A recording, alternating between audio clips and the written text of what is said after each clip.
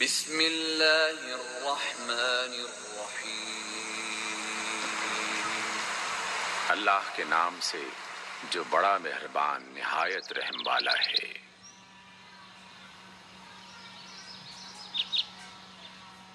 سورۃ الاعراف۔ الف لام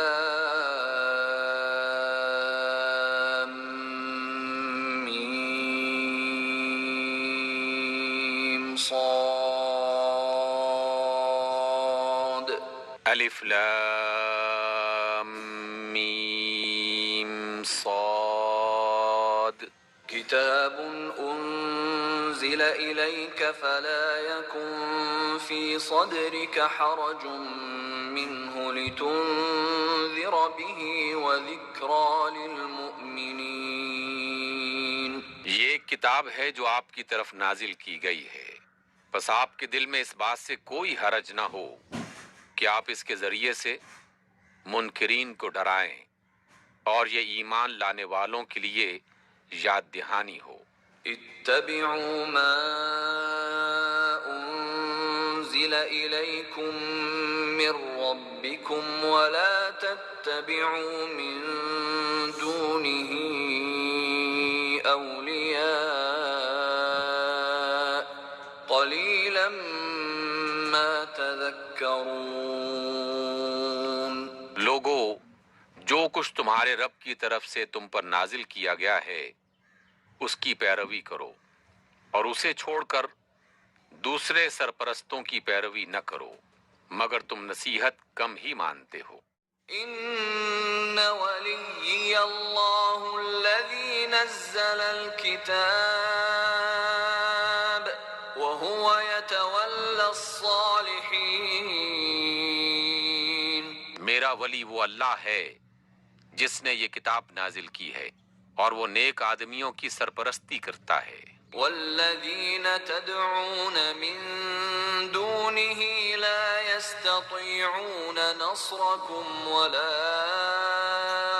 انفسهم ينصرون۔ اور اس اللہ کو چھوڑ کر جنہیں تم پکارتے ہو وہ نہ تمہاری مدد کر سکتے ہیں اور نہ خود اپنی مدد ہی کرنے کے قابل ہیں۔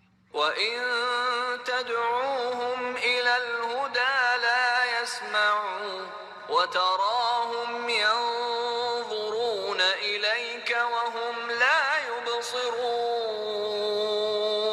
بلکہ اگر تم انہیں سیدھی راہ پر آنے کے لیے کہو تو وہ تمہاری بات سن بھی نہیں سکتے، بظاہر تم کو ایسا نظر آتا ہے کہ وہ تمہاری طرف دیکھ رہے ہیں جبکہ وہ کچھ بھی نہیں دیکھتے۔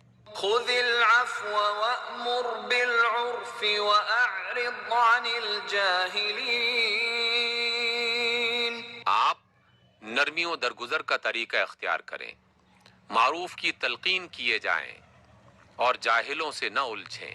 وَإِمَّا يَنزَغَنَّكَ مِنَ الشَّيْطَانِ نَزْغٌ فَاسْتَعِذْ بِاللَّهِ إِنَّهُ سَمِيعٌ عَلِيمٌ۔ اگر کبھی شیطان آپ کو اکسائے تو اللہ کی پناہ مانگے، وہ سب کچھ سننے اور جاننے والا ہے۔ إِنَّ الَّذِينَ اتَّقَوْا إِذَا مَسَّهُمْ طَائِفٌ مِّنَ الشَّيْطَانِ تَذَكَّرُوا فَإِذَا هُم مُبْصِرُونَ۔ حقیقت میں جو لوگ متقی ہیں ان کا حال تو یہ ہوتا ہے کہ کبھی شیطان کے اثر سے کوئی برا خیال انہیں چھو بھی جاتا ہے تو فوراً چوکنے ہو جاتے ہیں اور پھر انہیں صاف نظر آنے لگتا ہے کہ ان کے لیے صحیح طریقہ کار کیا ہے۔ وَإِخْوَانُهُمْ يَمُدُّونَهُمْ فِي الْغَيِّ ثُمَّ لَا يُقْصِرُونَ۔ رہے ان کے یعنی شیاطین کے بھائی بند تو وہ انہیں ان کی گمراہی میں کھینچے لیے چلے جاتے ہیں اور انہیں بھٹکانے میں کوئی کسر اٹھا نہیں رکھتے۔ وَإِذَا قُرِئَ الْقُرْآنُ فَاسْتَمِعُوا لَهُ وَأَنصِتُوا لَعَلَّكُمْ تُرْحَمُونَ۔ جب قرآن تمہارے سامنے پڑھا جائے تو اسے توجہ سے سنو اور خاموش رہو تاکہ تم پر رحم کیا جائے۔ واذكر ربك في نفسك تضرعا وخيفة ودون الجهر من القول بالغدو والآصال ولا تكن من الغافلين۔ آپ اپنے رب کو صبح و شام یاد کیا کریں، دل ہی دل میں، زاری اور خوف کے ساتھ، اور زبان سے بھی ہلکی آواز کے ساتھ۔ آپ ان لوگوں میں نہ ہو جائیں جو غفلت میں پڑے ہوئے ہیں۔ اب ایک بات اور سمجھنی چاہیے کہ غصے کو رفع کرنے کے لیے دوسروں کو بھی سنبھالنا چاہیے۔ یہ تو ہو گیا بھئی ذاتی طور پر غصہ آیا ہم کو، ہم نے کنٹرول کر لیا، لیکن اگر دوسرے کو بھی دیکھیں کہ اس کے اندر غصے کی کیفیت پیدا ہو رہی ہے، غصہ ہونے جا رہا ہے، تو اس کو صحیح روش اپنانے کی تلقین کرنی چاہیے، اس کو بھی صحیح راستے پہ ڈالنا چاہیے۔ An angry person should be helped to control his anger with proper advice. Advice دینی چاہیے اس کو۔ جیسے کہ حضرت عمر رضی اللہ تعالیٰ عنہ، حضرت عمر بن خطاب رضی اللہ تعالیٰ عنہ کے بارے میں آتا ہے کہ ایک شخص نے ان سے کہا آپ عدل نہیں کرتے اور برابر بدلہ نہیں دیتے۔ بتائیے کون ہوگا وہ جاہل شخص؟ حضرت عمر صاحب کہہ رہا ہے کہ آپ عدل نہیں کرتے، عدل فاروقی مشہور ہے۔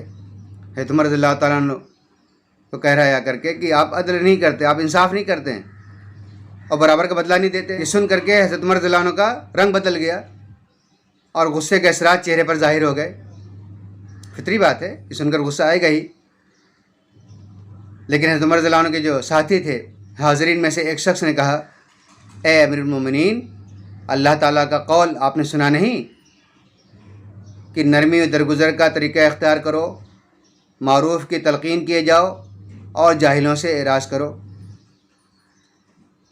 سورہ اعراف 199۔ حضرت عمر رضی اللہ عنہ نے یہ آیت سن کر کے کہا کہ تم نے سچ کہا۔ گویا اس بیان سے یہ سن کر کے غصے کی آگ ٹھنڈی ہو گئی۔ یعنی کہنے کی بات ہے کہ صحابہ کرام کتنے اعلیٰ مقام پر تھے، لیکن اس کے باوجود بھی بائی نیچر کچھ ایسی بات سن کر کے جو نامناسب ہو، وہ سن کر کے ان کے اندر بھی یہ جذبات پیدا ہو جاتے، لیکن ان کے ساتھ ہی ان کی اصلاح کر دیا کرتے۔ ہم بھی اس بات کی کوشش کرنی چاہیے۔ ہمارے کلاس میٹ ہیں، ہمارے دوست ہیں، فرینڈس ہیں، احباب ہیں، بہت سارے موقع پر وہ بھی نامناسب جملے کہتے ہیں اور کچھ نامناسب جملے سننے کو ملتے ہیں۔ ایسے موقع پر غصے کو چھوڑ دیا جائے، غصہ کرنے دیا جائے تو معاملات خراب ہو سکتے ہیں۔ کسی کندھے پہ ہاتھ رکھ کے سمجھا کر کے اللہ اور رسول کے ہدایتوں کو سنا کر کے اپنے دوستوں کو، اپنے ساتھیوں کو ان کے غصے کو کنٹرول کرنا چاہیے۔ اس معاملے میں بھی الٹ ہوتا ہے، بجائے اس کے کہ دوست احباب اپنے ساتھی کے غصے کو کنٹرول کرے، وہ اس کو اور اکساتے ہیں، شیطان کام کرتے ہیں اور بولتے ہیں، اس کو جواب دینے میں ساتھ دیتے ہیں، اس کو یہ ایشور کراتے ہیں، اس کو یہ تسلی دیتے ہیں کہ ہاں تم غصہ کرو، ہم تمہارے ساتھ ہیں۔ اس نے ایسا کیسے تم کو بول دیا، اس نے ایسا بول دیا، چلو ابھی چلتے ہیں بدلہ لینے۔ تو جو مسلمان اللہ تعالیٰ کی ہدایت کے خلاف عمل کریں، حدیث کے خلاف عمل کریں، تو کیا انجام ہوگا؟ کیا صحابہ کرام جو قرآن پر عمل کریں، حدیث پر عمل کریں، اپنے غصے کو کنٹرول کریں، ان کو بھی جنت ملے، اور جو حدیث و قرآن کے خلاف عمل کریں، اپنی دنیا مرضی چلاتے رہیں، وہ بھی ان کے ساتھ جنت میں جائیں؟ How can it's possible? تو ہم کو اگر جنت کا راستہ اپنانا ہے، اللہ کی مرضی پر عمل کرنا ہے، اللہ کو راضی خوش کرنا ہے، تو کنٹرول تو کرنا پڑے گا، نبی صلی اللہ علیہ وسلم کی ہدایتوں پر عمل کرنا پڑے گا۔ اس پہلے اسے دعا بھی کرنی چاہیے اور اپنی اصلاح کی طرف قدم اٹھانا چاہیے۔ آخری پوائنٹ ہے، وہ ہے انڈلگنگ دا ایڈریسی، یعنی مخاطب کی رعایت۔ کس موقع پہ کس سے کیا بات کہی جائے. جیسا کہ شروع میں ہم نے حدیث میں پڑھا کہ ایک شخص نے کہا تھا کہ اے اللہ کے رسول مجھے وصیت کیجیے. وصیت بہت اہم چیز ہوا کرتی ہے، یعنی ہمیں کچھ ایسی بات فرما دیجیے جس کو میں زندگی بھر کے لیے اپنا لوں.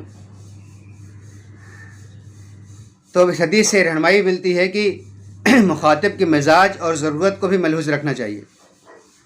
یعنی سامنے والا کس ٹیمپرمنٹ کا ہے، کس مزاج کا ہے، اس کا بھی خیال رکھنا چاہیے اور اسی کے مطابق اس سے بات کرنی چاہیے.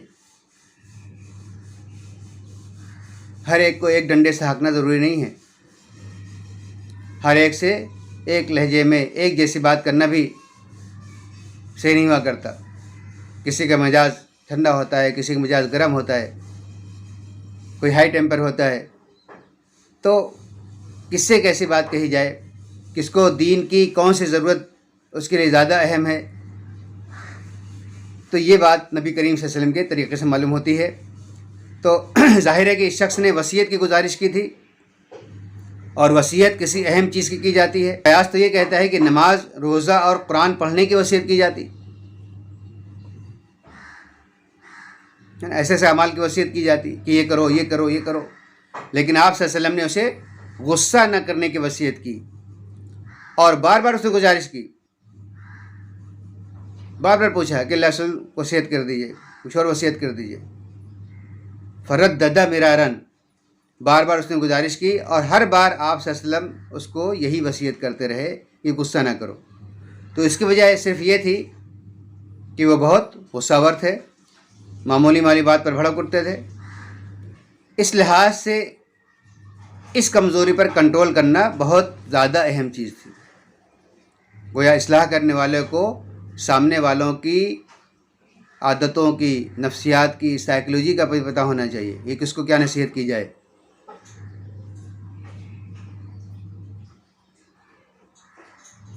تو وہ کیوں غصہ ان کے اندر زیادہ تھا، تو ان کی اس کمزوری پر کنٹرول کرنا زیادہ ضروری تھا، زیادہ یہ اہم چیز تھی. اس لیے آپ صلی اللہ علیہ وسلم اس کی ہی وصیت فرماتے رہے. تو ہمارا غصے کا لیسن یہاں پر کمپلیٹ ہوا. اللہ سے دعا ہے کہ ہم کو اس جو غصہ جو بائی نیچر ہے اس کے صحیح استعمال کی توفیق عطا فرمائے. صحیح مقام پر اس جذبات کے اظہار کی توفیق عطا فرمائے. غلط مقام پر اس سینٹیمنٹس کو ہم سے محفوظ فرمائے، ہماری حفاظت فرمائے، اور ہم غصے کو کنٹرول کرنے والے بن جائیں اور اللہ کی مرضی کے مطابق زندگی گزارنے والے بن جائیں. اور آخرت میں اللہ نے جو وعدہ کیا ہے حوروں کا، جو وعدہ کیا ہے اپنے رضا کا، وہ وعدہ اللہ تعالیٰ ہمیں اللہ کی توفیق دے کہ ہم اس کے مطابق عمل کر سکیں تاکہ اللہ کا وعدہ پورا ہو. اللہ ہماری دنیا و آخرت کامیاب کرے. اقول قولی ھذا واستغفر اللہ لی ولکم اجمعین وآخر دعوانا الحمدللہ رب العالمین. السلام علیکم ورحمۃ اللہ وبرکاتہ. جزاکم اللہ خیرا.